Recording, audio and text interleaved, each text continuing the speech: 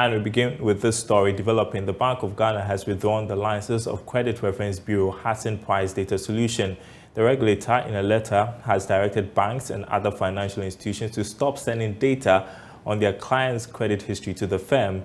But what has necessitated this move by the Bank of Ghana? Here's George Yafe.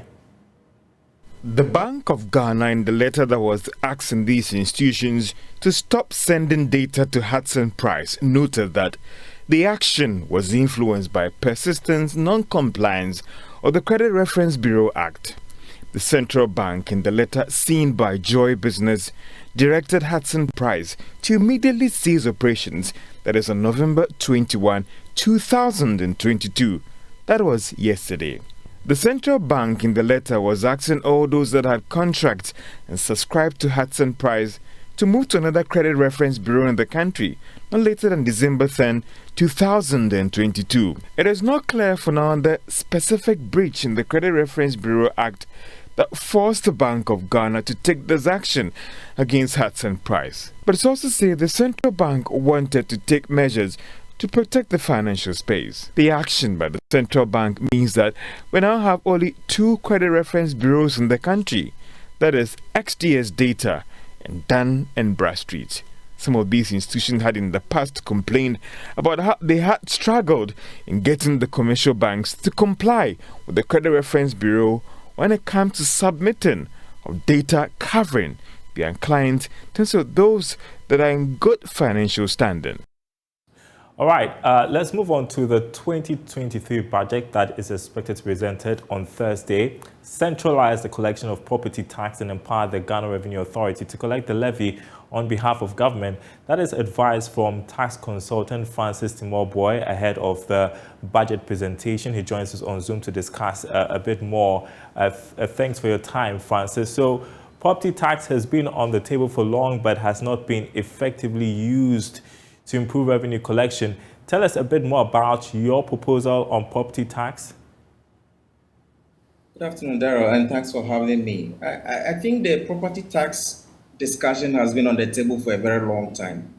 Unfortunately, we have not had the measures that are needed to bring in the revenue that we expect. In some other jurisdictions like Canada, property tax alone contributes between 30 to 40% of their total tax revenue. And if you look at the mansions and the properties that are even located in our cities, trust me, if we focus on that alone, it's going to bring in a lot of money. Over the years, we've been focusing mostly on consumption tax at the expense of other important taxes. And for me, if you look at the current situation where the district assemblies are made to administer the property taxes, I believe that it is time for us to give that authority to the Ghana Revenue Authority. Probably they may do a better job than what these district assemblies are doing. Okay, I want us to turn to another tax measure. We saw how retail companies were not properly prepared for the EVAT. What should be the new approach this time in the 2023 budget? I believe that the EVAT, the reason why people were resistant was because there wasn't much education. And if you look at the way other countries have already developed their digitization of their tax system, it is the right thing to do. What I believe, but the law has been passed since September, what I believe needs to be done is that GRA needs to do more of education. Trust me, the manual system of administering taxes where people write VAT and other stuff, there's a possibility that people even collect the VAT and they won't even pay. So the way the GRA is going now is the best. I am expecting more of resources to be allocated to the Revenue Authority so that they can engage them more. That is the only way we can ensure that the revenue that are collected from these consumers are properly accounted to the GRA. Okay, let's turn to the informal sector because the informal sector's contribution to taxes has been negligible. We've talked about it over and over again.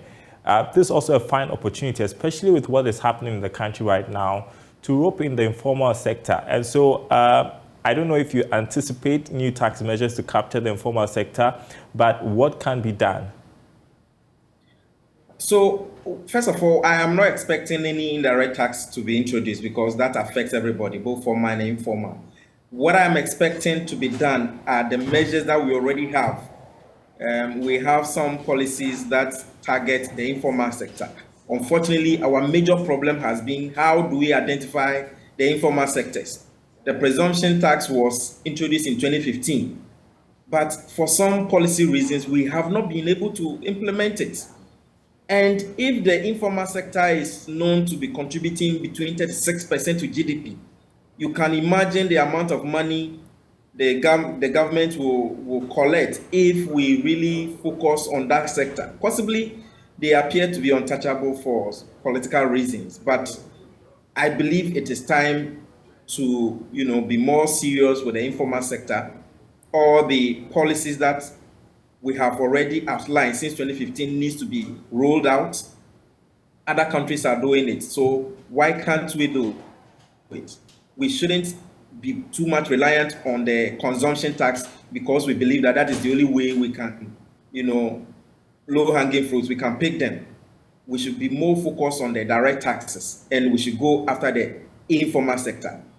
86% of them, of the workforce in Ghana, reside in the informal sector, yet we are unable to, tag them properly. I think we need some clear policies that will target the informal sector. Well, if I heard you right, you said you were not expecting some new taxes to be introduced in the budget. Just considering how reasonable that is, especially when we're trying to raise some more revenue and considering our current economic situation. So Daryl, you see, inflation is all-time high. We cannot bring taxes that will come and escalate the price of goods and services the more. I mean, it will be counterproductive. What I'm expecting is, can we focus on the existing revenue measures so that we be more, aggressive towards the non-compliant taxpayers? Let's go after those ones. But if we go and introduce additional taxes, especially if it comes in the form of consumption taxes, I mean, the effect of consumption taxes, it is passed on to the consumers. The effect will be too harsh for Ghanaians. And I believe that this is not the right time to introduce additional taxes. Rather focus on the administration of the existing one so that we can roll in the more. It won't be good. It will be counterproductive. Okay, my last question. So if the government should take your advice to centralize the collection of property tax and encourage the GRA to do the collection or empower the GRA to do the collection, how significantly would that boost revenue? Look, there are evidence that other countries contributes. I mean, the contribution from property and land taxes from other countries is very significant. Example is the one I cited as Canada. 40% of it is from property taxes. In Ghana, we have places where property in the cities are so much such that their values are even twice or three times if the place is tagged. So let's focus on those areas and just do as other countries are doing. In UK, they all pay property taxes, but in Ghana, we have completely ignored it. And it's because possibly the district assemblies are not doing what they are supposed to do. But I believe GRA is more experienced in tax administration. If they focus on them, I believe that we can get as high as other countries are getting. All right, Francis Timor-Boy, tax consultant, appreciate your time with us. We'll be watching what happens on Thursday if the budget is presented on that day. While we hit the streets to hear the expectations of the public ahead of the budget presentation, take a listen. Even the problem with the finance minister himself, if he's able to put the economy into shape, he himself will be safe. I think that's the best place. Everybody's crying and things are hard. So if that's the case, he must try to put figures in the right perspective so he can save the nation and save he himself, his character. If there is space for the reduction of taxes, it is welcome. Yeah, because immediately the petrol prices comes up, everything goes up. So if they can do something about the petrol prices, it will help all of us. Looking at how the economy is going, some are shouting is hard here and there. So making it flexible for the people of Ghana, and also looking at the dollar rate, how it should come down. Those things should be taken into consideration. I expect the finance minister to help the local indigenous industries to help them build the local products, especially when it comes to the agribusiness side, because most of the things that we use in this country, we import them, and that has escalated the dollar rates and all those things. So if he will help build the local industries, the agribusiness, and also I also expect the finance minister to also they should partner with the private sector so that they will create more businesses, because we are having so many unemployed situations around. Ghanaians are expecting reduction in prices of fuel prices. Ghanaians are expecting to have reduction in food prices. That's all that we're looking for. My expectation for this budget in Ghana, nothing really surprising, just the normal thing. And I'm expecting some more expenditure, in terms of more expenditure. And then since IMF is coming, so we can get more money into the budget. For 2023, at least things will come down. Economic crisis, everything will be manageable. All right, the expectations of the public ahead of the 2023 budget presentation. While the tourism sector is only just recovering from the impact of the COVID-19 pandemic and seeing its great potential, what do players in the industry expect of the government to push the sector to become a major income earner? Emmanuel Frimpong is Executive Director of the Ghana Tourism Federation. We also expect with us Johnson Welenkwa, General Manager for Adansi Travels. As we look ahead to the presentation on Thursday, Emmanuel, thanks for joining us. I want to begin with you. Tell us the state of the tourism sector now. Well, Daryl, good afternoon to you and your cherished viewers. The state of the tourism industrial sector is encouraging. As I speak with you, currently in Kumasi, we are doing stakeholder sensitization and training for traditional caterers and food vendors. Basically, we are just popping them up and trying to get them ready for the December and GH, where we are expecting to receive over 100.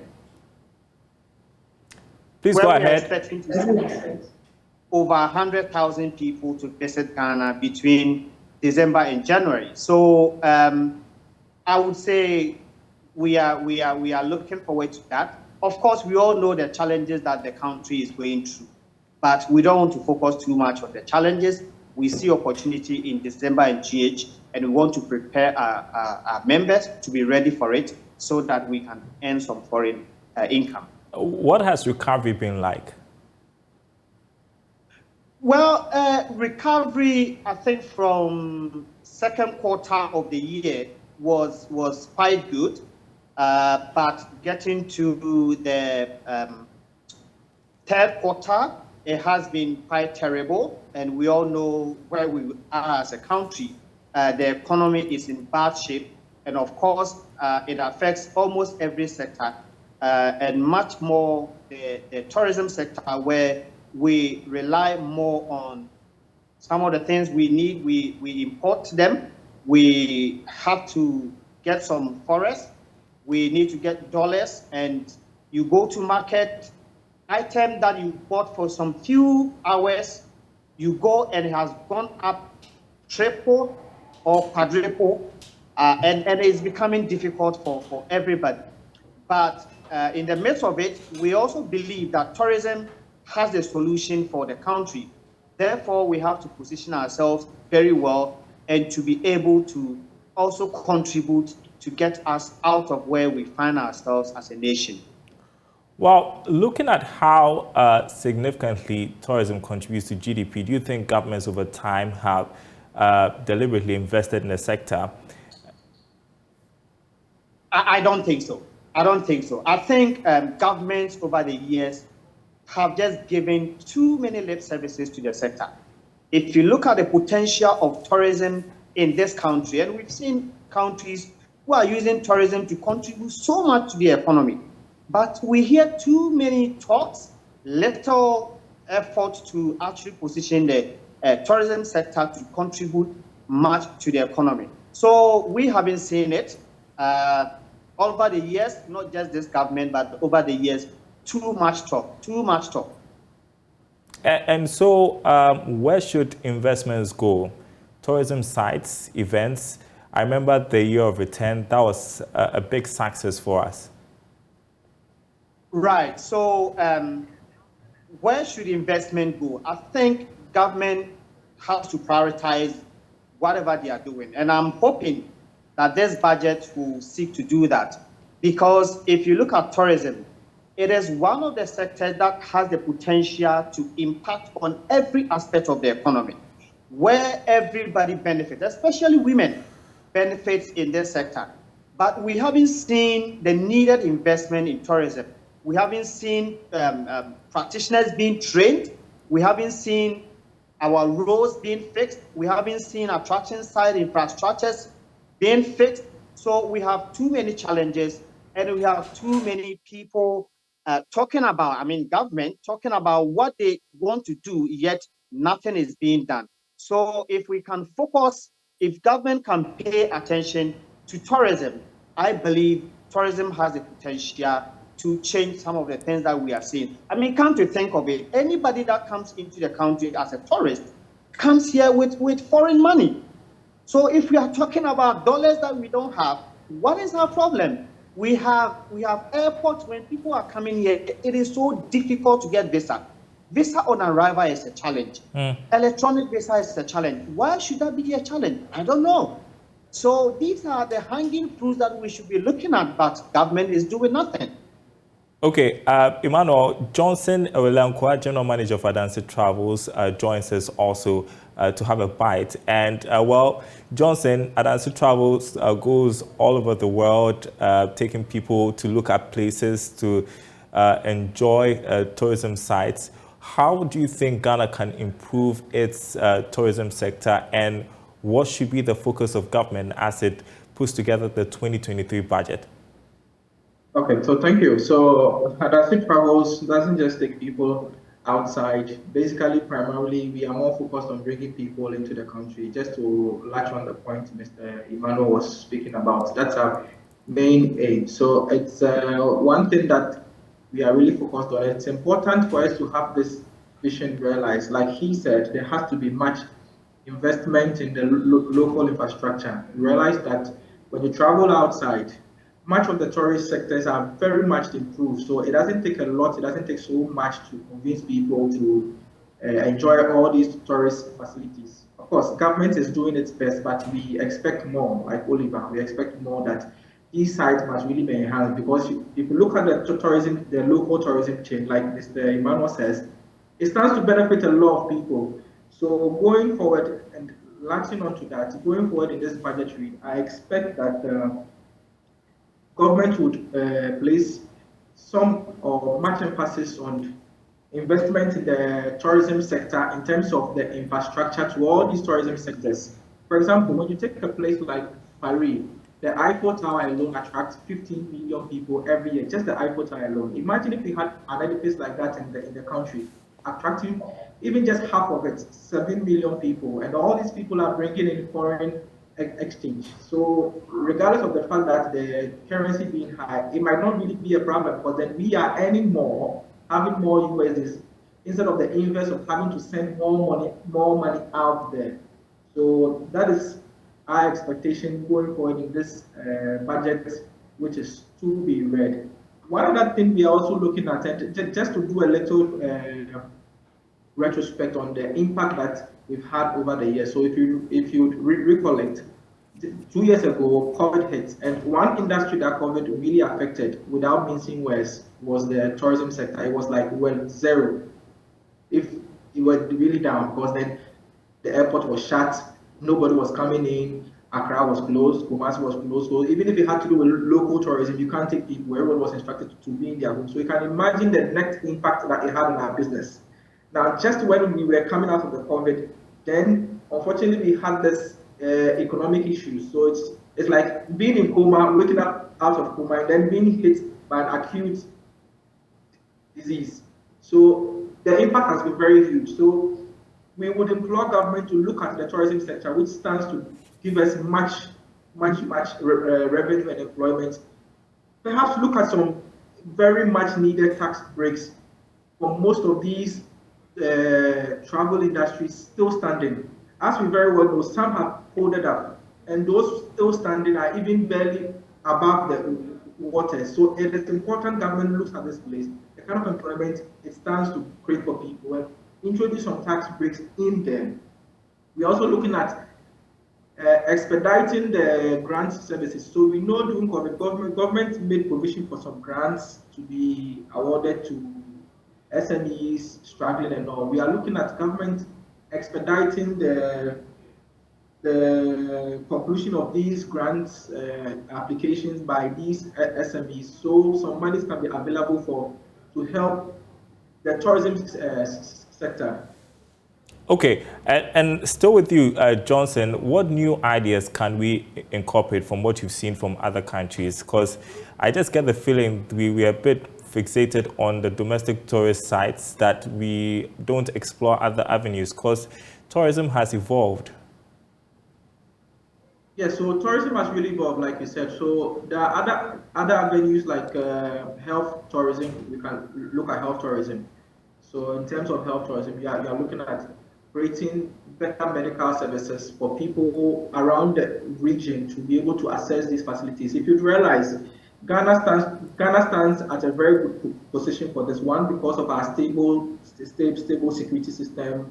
And generally people like coming here because people know Ghanaians are hospitable and all. So if we are able to channel this in terms of being able to market it very well, and all these things, forgive me, but I will have to come to government doorstep again, because you realize in other jurisdictions there are usually tourism promotional councils or chambers which are able to market these things, where they bring together all these various players on board and market it, of course, where the individual players are also doing their parts by also doing their marketing in their small corner. So health tourism is one thing we can look at, because with health tourism, it's an essential tourism. When somebody is sick and he knows that I can get good care in Ghana, he'll definitely come to Ghana.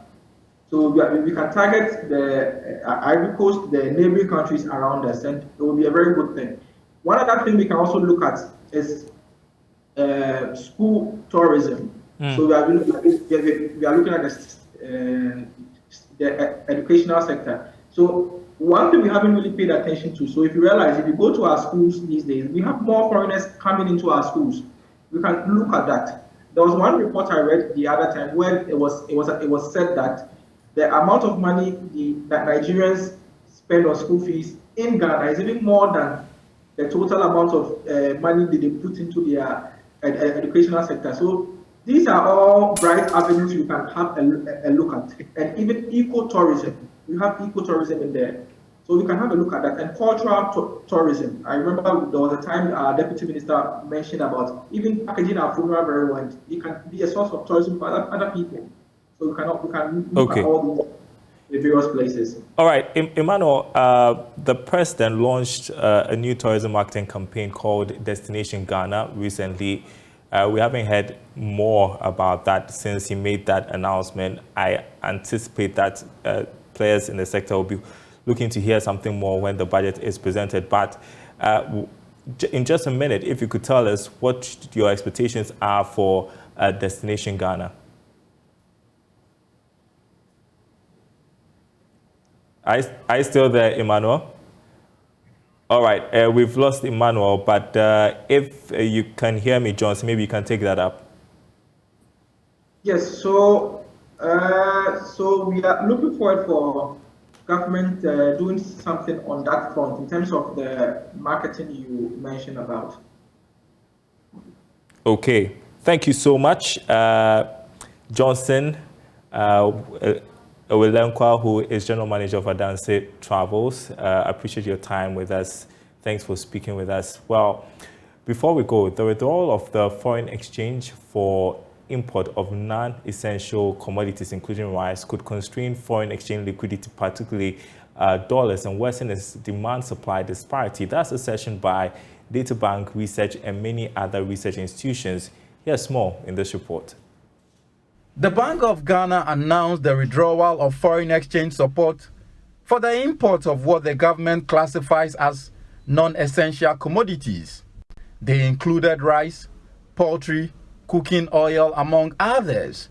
Though analysts welcome the initiative as the government strives to preserve its dollar reserves, they believe the move could constrain foreign exchange liquidity. Against this backdrop, they anticipate the depreciation of the local unit to intensify in the retail market while seeing gentle movement in the interbank market this week. The cedi closed weaker last week, depreciating by 1.69% to the dollar. It also lost 3.54 and 4.01% to the pound and the euro, respectively. And that's our program this afternoon. Thanks for watching, everyone. More news on our website, myjoyonline.com/business. My name is Daryl. Kwawu. Thanks for watching.